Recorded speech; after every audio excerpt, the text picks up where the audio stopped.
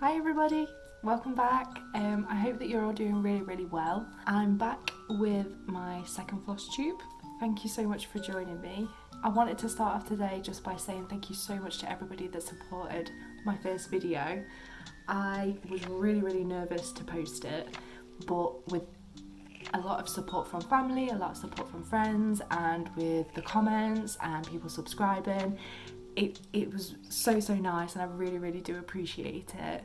This video is going to be my August update. August for me has been super duper busy. I think part of the reason why is that as the lockdown restrictions are starting to ease up a little bit, they definitely are in England, I don't know about everywhere else, but as they're starting to ease up a little bit, I'm starting to see family and friends more, which I'm not knocking. I've missed them and I'm really happy to see everybody again, but it's just meant that I've not got as much stitching in as I have done previous months.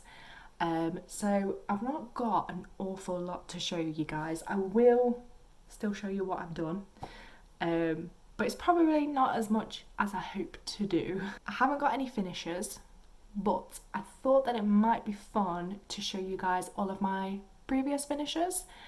These are on my Instagram, so if you've already seen them on there, I'm sorry, I'm going to be repeating myself. You may have already seen all of these, but for YouTube, I've not talked about what I've stitched in the past. I know that I briefly touched in the last video on how I got into cross stitch, but I wanted to go into a bit more detail with this video, seeing as we're going to have some time because I've not done an awful lot of stitching. So we're going to start off with this teeny tiny piece.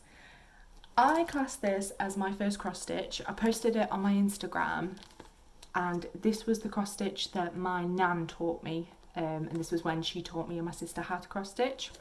Since I posted that on Instagram, she's told me that this technically wasn't my first cross stitch, because apparently me and my sister made one for my mum. I don't know if that is still knocking around. I'll ask my mum, and if I can get it, I'll show it on here. So this is the first cross stitch that I did all by myself, and you can tell I was about 6 at the time, and it is horrendous. So I'll show you the pattern. This is what I was doing, so just this rabbit right here, and this is as far as I got. This is my little stitching. You can tell how bad the stitches are, kind of like up there. It's not even, like the ears are completely different from one another. But oh, and you can also see how rusty the needle is. That is in there. But yeah, I honestly was not very old. I think I was probably about 6, maybe 5 or 6. So I think it's a half decent job for a 5 or 6-year-old. Quite a few people have asked me if I'm going to finish it. The answer is no. I can't salvage that. So I think I would be happy to remake it. I'd be happy because, like I say, I've got the pattern here, and I'm sure that I can find some similar colours to it. But that is staying there the way that it is. That is stuck in time as to that. So that was my first experience with cross stitch. My nan taught me how to stitch, if you could class it as that.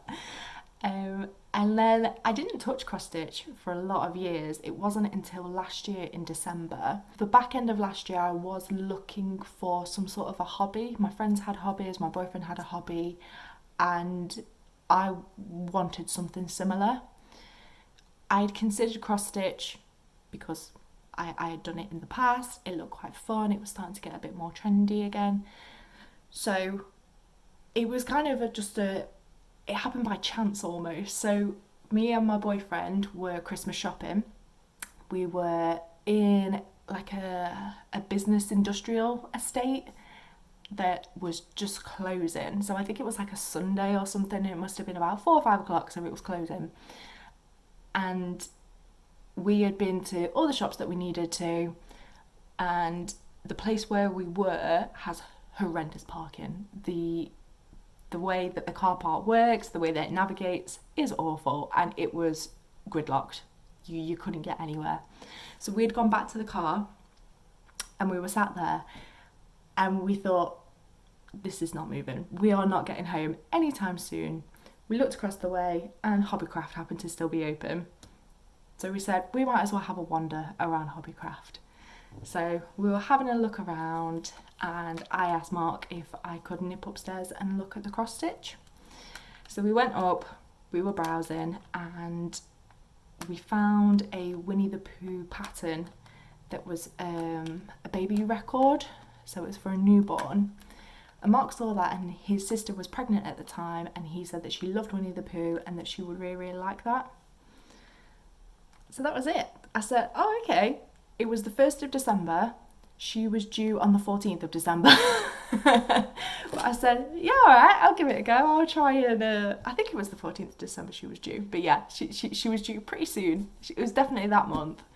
So I said that I would give it a go. I completed it on the 5th of January. So I was a bit out, but it's fine.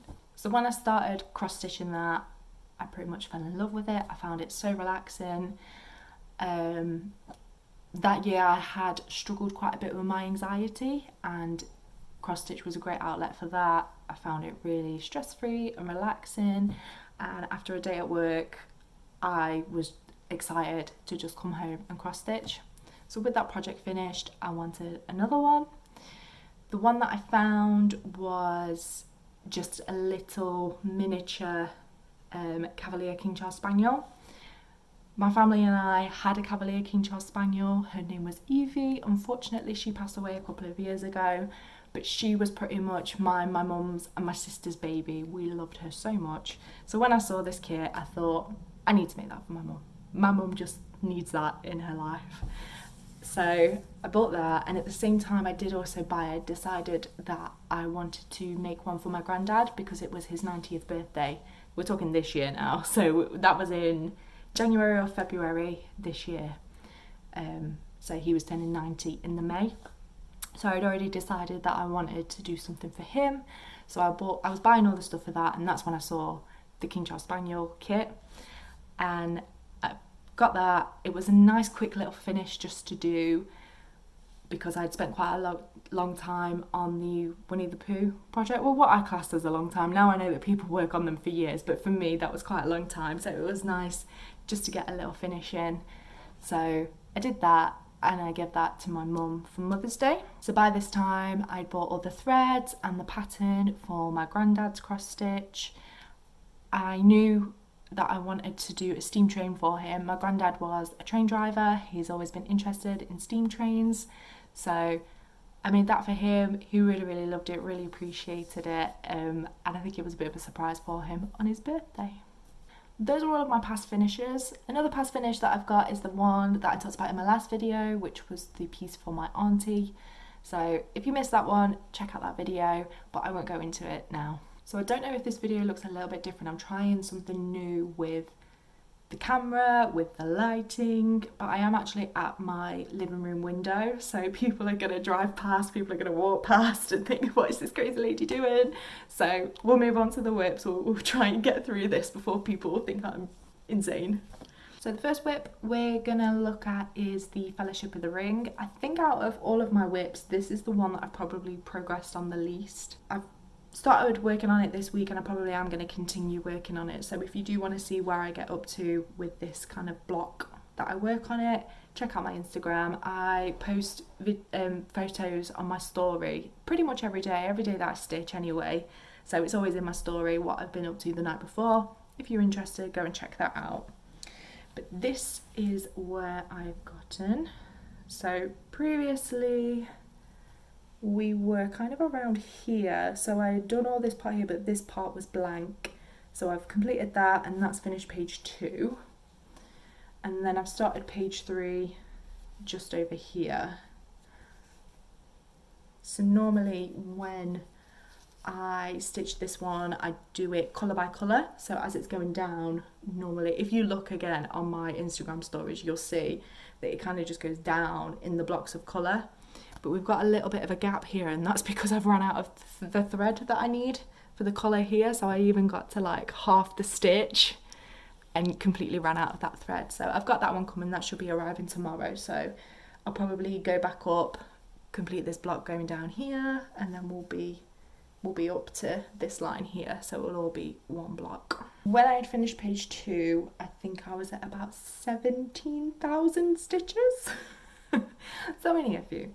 I have had a little bit of an issue with my gridding on this one, so I don't know if you can see on here on the edge. So here is where, so there you can see that point there, that is where I've tied the thread off for the gridding, and I didn't make the connection that from what I've gridded there are actually 2 more stitches coming out past the gridding. So this kind of goes into those 2 stitches, so I'm going to be stitching into that knot there. Eventually when I finish the piece I do want to take this thread out, so tying it into the stitches is not good, so I've had to unpick those and just move them over a couple of stitches just to give me that room so that I can stitch it in there. It's been a bit of a nightmare, but it's okay. It's still worth it. I'm still happy that I spent that whole day gridding for this piece. So the next one is afternoon nap, and we have that here. I'm really happy with the progress that I've made on this one. I think I said in my last video that the Fellowship had been my favourite to stitch, but I've actually been really enjoying this one, and I think it's because you can see it coming together. It really is making the picture of the foxes. So we've got this fox here who is lying on his back, complete, and I don't know if you can tell, but we're just starting into this fox here, so you can see his face a little bit. And yeah, that's kind of where I'll be going from next. I'll continue going down here to make this guy, and then there's one more other fox that's going to be up here. So I'm really happy with the progress that I've made on this one this month. And then lastly we have got the Sailor Moon staff. This one, again, I've made a fair amount of progress. So we've got, last time I'd kind of just done the bow here and the staff starting down here. I've done the top of the staff now, and we're starting moving into the star over here as well. So that was a page finished, that was the first page finished, and then I've started going into the next page and just doing the outline for where the staff is going to be coming in down here. So that's that one. I do quite like the details as they're coming together on this one, because it isn't very many colours, but with them all kind of being there and being together, it's really making it come together. So yeah, I'm quite enjoying this one as well. And that's it for the whips.